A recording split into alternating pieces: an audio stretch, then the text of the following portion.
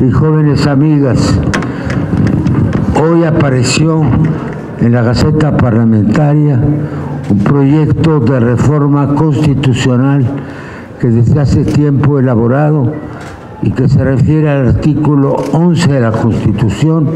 El tema, lo supondrán, es la migración. Es un artículo que viene desde 1857 y que autoriza el libre tránsito por la República Mexicana y el tránsito de los mexicanos de un sitio a otro. Es un artículo que consagra la movilidad de las gentes, por eso se llamaba derecho de gentes, por el territorio del país. Como sabemos, esta libertad ha sido violentada por actos de represión, sobre todo en el sur de la República. La reforma fortalece y detalla el tipo de protección que el país debe a quienes circulan por su territorio, y lo que no contempla, por cierto, el texto actual, aquí está consagrado y es muy importante, es México como país de tránsito y destino, en el sentido en que está prevista la suerte de los mexicanos que van al extranjero. ¿Qué obligaciones tiene México con sus connacionales que se establecen en los Estados Unidos o en otros países, pero fundamentalmente en el norte? Se calcula en más de 30 millones de personas aquellos que son mexicanos o descendientes de mexicanos. Es un artículo muy importante porque va a contrapelo de las corrientes actuales o que se han puesto en boga. Sostengo dos afirmaciones fundamentales. Una, que en la llamada globalización circulan los bienes, circulan los capitales, circulan los productos, circula la tecnología, pero no se da a los seres humanos la posibilidad abierta de circular. Esto fundamentalmente en las fronteras conflictivas, no en las fronteras pacíficas. La actitud del gobierno de Estados Unidos de América es una actitud belicosa que sería inexplicable, por ejemplo, entre Francia y Alemania, porque ellos tienen un régimen muy avanzado. De acuerdo a los convenios de Maastricht, ellos tienen libre circulación de las personas. Se trata del Tratado de Schengen. Ahora bien, el otra afirmación fundamental que dejo a la consideración de ustedes es que México, la nación mexicana, trasciende sus fronteras. Es decir, hay un México en el país y hay un México fuera del país. Hay estados nacionales con varias nacionalidades o naciones, como es el caso de España, por ejemplo, de Bélgica, con los flamencos. Y hay países que están en varios estados, en dos estados-nación, que es el caso de México. Yo creo que es muy importante y voy a insistir en el tema del debate de estas cuestiones. Hoy no será porque hay 8 dictámenes a aprobar y vamos a estar votando hasta las 4 de la tarde. Pero como está en la Gaceta Parlamentaria, quise explicárselos y estoy abierto a sus ideas, a sus preguntas. La reforma constitucional es como trata de establecer un régimen que sea obedecido en la práctica y no que sea violentado. Pronto nos invitaron a ir al sur de la frontera y vamos a constatar que se han reducido los actos de violencia. Aún así, México debe ser una política completamente independiente del gobierno de los Estados Unidos. Yo mucho temo que en México se estén multiplicando los trompitos, como les llamo. Los trompitos son los secuaces de Trump y las trompadas son las agresiones que hacen contra los migrantes. Hay que tener un cerco sanitario como con el contravirus contra trompitos y trompadas, lo que en otros países se llama colaboracionistas, cuando hay amenaza de la integridad de un país. Todas sus órdenes. Gracias, diputado. Tenemos 3 preguntas. La primera es de Margarita Nicolás, Como siempre, de Cadena Raza. tú siempre atenta y te lo agradezco. Gracias, diputado.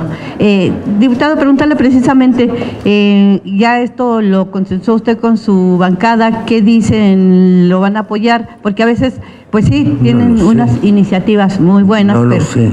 Bueno, no lo sé yo. ¿Lo ha platicado? ¿Y qué le han dicho? ¿No? Mira, este es un tema que vengo trabajando. Reconozco que salvo pequeñas modificaciones, lo tengo desde hace tiempo, ha servido, pero yo lo presento como lo que soy, como diputado federal. Espero que sea apoyado y si no, que haya un debate y me digan por qué. Ajá, y por ejemplo, de los que ya había, de las que ya tenía guardadas ahora, ¿cuáles son las modificaciones o qué se necesita para actualizar? La actualización, fundamentalmente lo que tiene que ver con los mexicanos en el exterior, que se ha vuelto un problema muy grave. Y la otra actualización se refiere precisamente al tema de la libre circulación de las personas dentro de un mundo globalizado. Fundamentalmente, son pequeños detalles. Ahí está, lo traigo. Tengo otras iniciativas constitucionales. La semana próxima iré sobre el tema del municipalismo y federalismo. Como ustedes saben, yo he estado proponiendo desde hace varios años una reforma integral de la Constitución, pero no es un llamado en el aire. Tengo textos para artículos fundamentales de la Constitución que he trabajado con ayuda de juristas. Yo lo pongo a su disposición. Este es el tema del momento, es el tema de la migración. Es el momento en que México tiene que definir si va a defender sus principios, los valores humanos, los derechos de las personas, o va a plegarse a los caprichos del señor que se ha declarado presidente vitalicio, con lo que él también tendrá que reformar su constitución, porque en aquel país solo están permitidos 2 periodos gubernamentales. Entonces, este es un cerco constitucional, insisto, contra los trompitos que pululan en el país y contra las trompadas que se han diseminado a los migrantes del sur. Diputado, le voy a hacer una pregunta si gusta. Todas las preguntas. Sí, pero se sale un poco de este tema. Usted como exsecretario... ¿Qué vas a preguntar? Secretario de la guerra de las galaxias. Bueno. Te mando un rayo láser. Ander, dime. Sí, usted como exsecretario de Educación Pública, me gustaría saber qué problema ve usted actualmente en la Universidad Nacional Autónoma de México de estos grupos. No estoy en la lista de oradores. No estaría tan de acuerdo en que las demandas sean legítimas y sí estaría de acuerdo con lo que dijo el presidente López Obrador. Aquí hay mano negra de toda evidencia. Ahora, no hay que dejarlo en la afirmación, hay que averiguar. A mí esos actos de violencia, como yo fui líder estudiantil y nunca rompimos ni un vidrio, me parece ajenos a una lucha legítima de los estudiantes. A veces había, cuando subían el precio de los camiones o de los autobuses, toma de autobús, esto lo hay en todo el mundo, y ahora más virulento, por ejemplo, lo hubo en Chile. Pero este tipo de violencia encapuchada, eso es lo que me preocupa, porque quien se encapucha sabe que está cometiendo un delito. Aquí hay actos delictuosos que, en mi criterio, quizá soy de otra época de liderazgo estudiantil, no se usaba, jamás se nos ocurrió ponerlos, pero ni un antifaz, ya no digo una capucha de ese tamaño. Y yo no estoy de acuerdo porque, a pesar de que haya esas demandas, no es la manera de hacerlas valer. Nosotros llegamos en nuestros movimientos, cuando se creó la ciudad universitaria, nosotros estábamos en los locales del centro. Entonces el problema de trasladarnos allá, cuando no había ni avenidas, no existía la avenida Universidad, cuando no había autobuses y muchos trabajábamos en el centro de la ciudad, fue un movimiento muy fuerte que me tocó encabezar. E hicimos una presión que nos llevó al Consejo Universitario, donde logramos demandas fundamentales, principalmente en los 3 primeros años, que hubiera laxitud en las asistencias, porque no podíamos dejar de trabajar. pero eran movimientos de reforma universitaria con planteamientos claros. El orador, amigo mío, Gerardo Fernández Noroña, acaba de referirse a un pliego petitorio que yo ignoraba, lo voy a conocer. De todas maneras, esa no es la manera, no es el procedimiento universitario para lograr que se cumplan las demandas. Gracias, diputado. Siguiente pregunta, Berta Becerra, del Sol de México. Buenos días. Buenos días. Buenos días, diputado. El lumen, el núcleo de su iniciativa está en que los migrantes regulares e irregulares tengan libre acceso por el país. Eso quiero entender. Así yo. Es. No hay irregulares. La Convención Internacional sobre todos los trabajadores migrantes y sus familias, elaborada de 1982 a 1988, puesta en vigor en el 90 y suscrita por nuestro país en el 2000, es una iniciativa de la delegación mexicana que yo presidía. Ahí se establece por primera vez que no hay illegals, son indocumentados. Y bueno, hay un sistema para que se documente en las fronteras, hay una práctica que desgraciadamente no sigue en todos los casos. La libertad de movimiento de las personas es un derecho humano que está sobre otras consideraciones, a no ser que se trate de personas delictivas, ¿sí? Hay en la Constitución el procedimiento administrativo, que no quiere decir el impedimento, que es el registro, y hay en su caso la condena judicial si son autores de algún delito. ¿Esto significa que se va a retomar la política tradicional de México de asilo, de acogida a todos los...? Yo creo que son tres cosas distintas. Una cosa es la migración como fenómeno general. Migrar es trasladarse de un sitio a otro, de un país a otro, de una región a otra. Se emigra o se inmigra. Estos emigran e inmigran. Emigran de esos países e inmigran al nuestro. Hay veces que no, que vienen de lugares que no conocemos. Lo segundo es el refugio, que está regido por otro tratado internacional y su protocolo anexo, y que México suscribió también. Los refugiados son aquellos de dos casos: aquellos que salen de sus países por persecuciones étnicas, religiosas, ideológicas o políticas. Es una categoría que fue, por ejemplo, la gran oleada que tuvimos en los años 50 de refugiados guatemaltecos. Y la otra, quienes emigran por cuestiones de necesidad económica, que no pueden mantener los dos tienen el carácter de refugiado. Yo puedo afirmar, sin temor a equivocarme, que prácticamente la totalidad de quienes están cruzando del sur a México son refugiados. Son refugiados porque no tienen de qué vivir en sus países. Ahora bien, el derecho internacional consagra el derecho a migrar y el derecho a no migrar. No migrar significa crear las condiciones de desarrollo en sus países para que no tengan que hacerlo y cumplir los que llaman el DESCA, los derechos económicos, sociales, comunitarios y ambientales. Y además, en el extremo, proteger a los pueblos originales. Es un ideal que la gente se pueda quedar en su tierra y se pueda quedar incluso en su ciudad o región natal. Pero desgraciadamente eso no ocurre. Y al no darse las condiciones que son también de hábitat para que queden en sus lugares de origen, se produce la migración, que es muy fluida. Además, otra cosa, nosotros hemos suscrito, y se nos olvida, convenios latinoamericanos, en donde se supone que buscamos la libre circulación de las personas.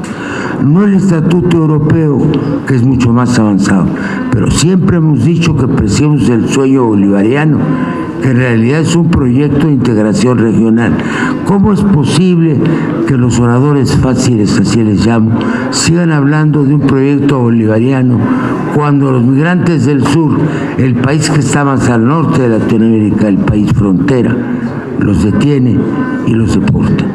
Es contrario a nuestros principios y valores del país. Muchas gracias. Gracias a ti. Diputado, la siguiente pregunta es de Claudia Telles del IMER. Diputado, buenas tardes. Para preguntarle, ¿quiénes son estos trumpitos que están aquí proliferando? Son tantos que no tienen nombre. Yo les llamo trompitos porque son émulos del señor Trump. Es decir, hacen o se comportan como si fueran sus súbditos y no nacionales mexicanos. Proliferan, digo que son lo que se llamaban las potencias ocupadas o amenazadas, los colaboracionistas. Y trompadas les llamo a los ataques que ciertos guardias mexicanos cometen contra ciudadanos que atraviesan de otros países. ¿Empezarían por el Instituto Nacional de Migración? No, yo no estoy hablando de instituciones, estoy hablando de casos. Yo creo que en este momento tengo la impresión que gracias a la presión que se está haciendo se están aflojando los controles y facilitando la entrada, no a todos, pero insisto en el tema, no solamente porque es fundamental, sino porque es probable que la necedad, así la llamo, la necedad democrática que hemos mantenido, está moviendo las cosas. Al punto que el lunes nos invitaron del Instituto de Migración a ir a la frontera. Lo digo, estoy pensando si voy o no. Pero sí, porque podemos, hay dos posibilidades. Que en el escenario que nos presenten una imagen de apertura o que podamos conocer la verdad.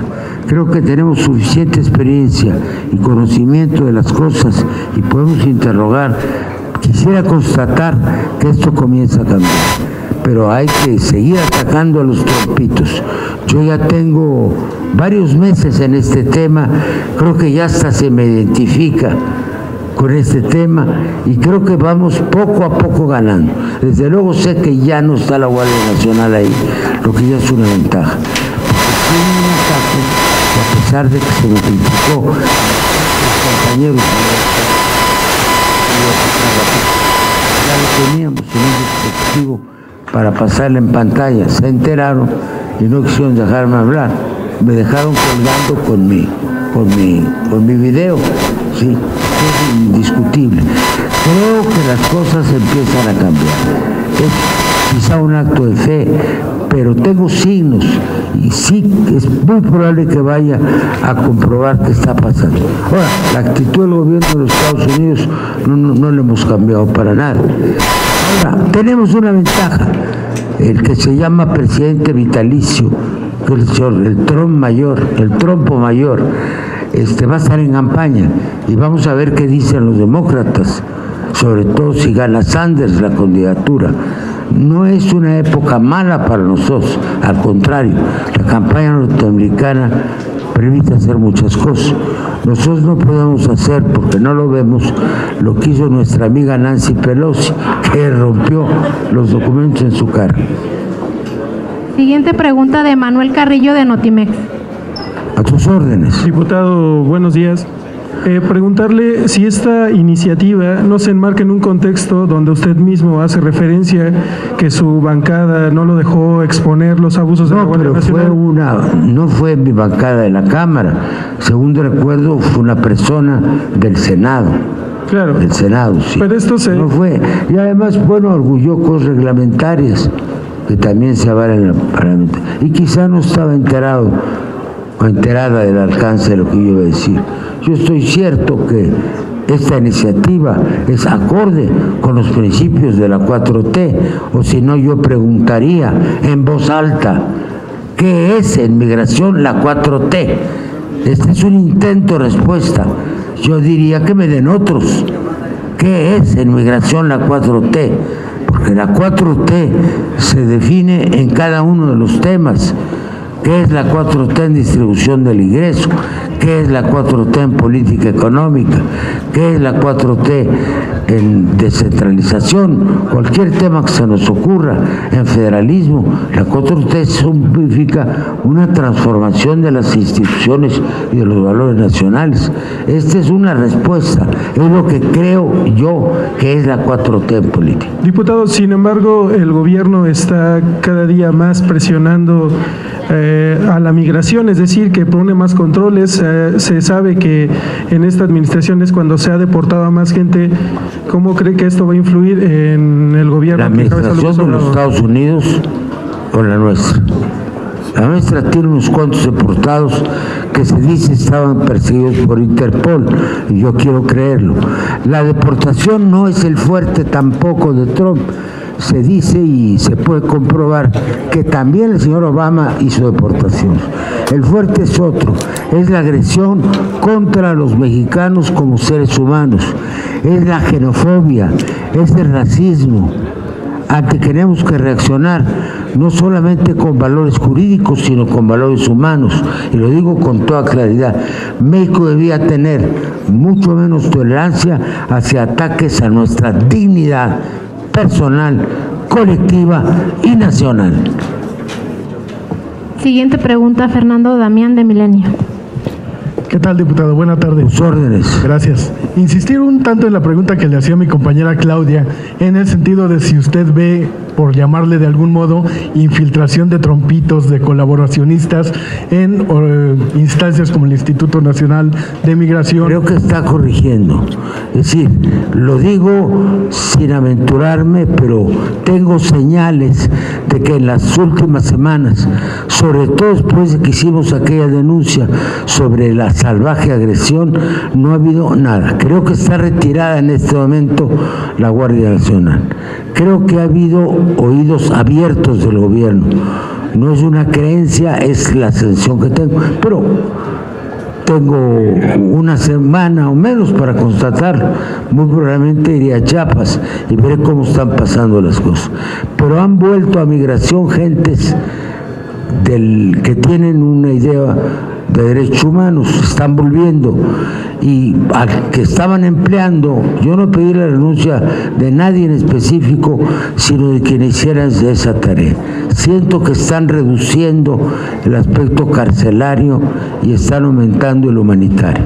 Quiero creerlo porque sí sé que ha habido oídos abiertos del gobierno.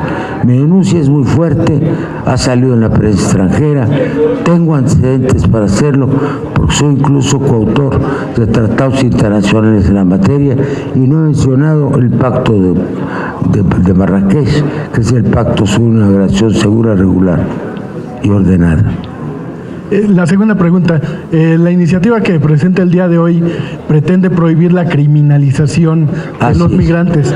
Esto no se puede criminalizar. Si cometen un delito, pues son culpables, son sospechosos, pero hay desde luego la presunción de inocencia. No se puede criminalizar la migración.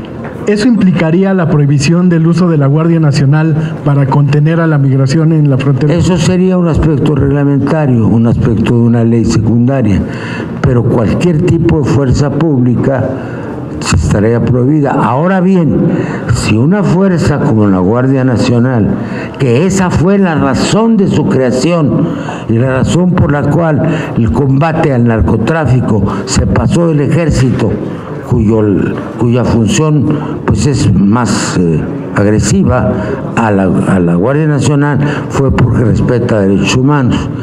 Puede intervenir, además hay en la ley reglamentaria, hay tres leyes reglamentarias. La letra chica dice que puede intervenir en asuntos migratorios, aduanales, etcétera. Pero se supone que es para ayudar, no para combatir, para facilitar, si no se convierte en una border patrol cualquiera, y es lo que hay que impedir. Lo que yo creo es que tenemos un poder ciudadano, siempre lo he creído, y si nosotros logramos que esto se reduzca o se elimine, pues yo estaré muy contento de mi paso por esta legislatura. Selene Ávila, de Político MX. Gracias, don Porfirio. Muy buenas tardes. Preguntarle sobre no este veo tema. ¿A quién? ¿Dónde Acá estás? estoy. Acá estoy. ¿Ya me vio? Ya te vi. Ok. Gracias. Buenas tardes. Buenas tardes. Gracias. Oiga, preguntarle dos temas. Primero, sobre esta iniciativa ya platicó con el coordinador Mario Delgado, ¿qué le dice? Porque a raíz de este evento donde le habían... Yo lo estoy esperando para darle la última versión. Él sabe que lo voy a hacer. Ahora, yo soy muy orgulloso miembro de Morena, pero bueno, soy un diputado con posibilidad de incluir mis propias propuestas. Es decir, hay aquí hay dos agendas de cualquier diputado, las de su partido y en nuestro caso las iniciativas, tengo la lista aquí completa del presidente López Obrador y las nuestras propias.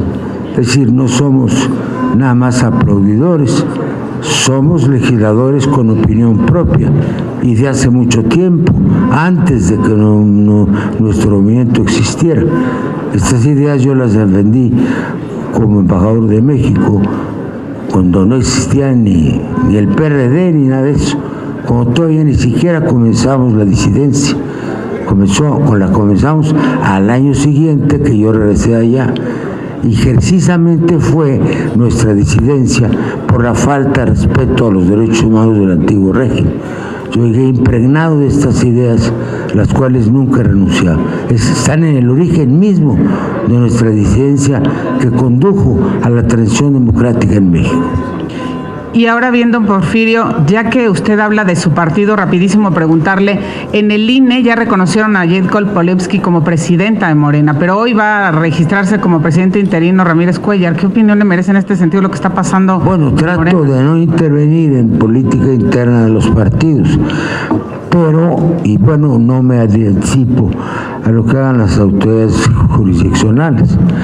Pero tengo la firme opinión de que el mejor conductor del partido en este tiempo es Alfonso Ramírez Cuellar, a quien llamamos amistosamente la polla.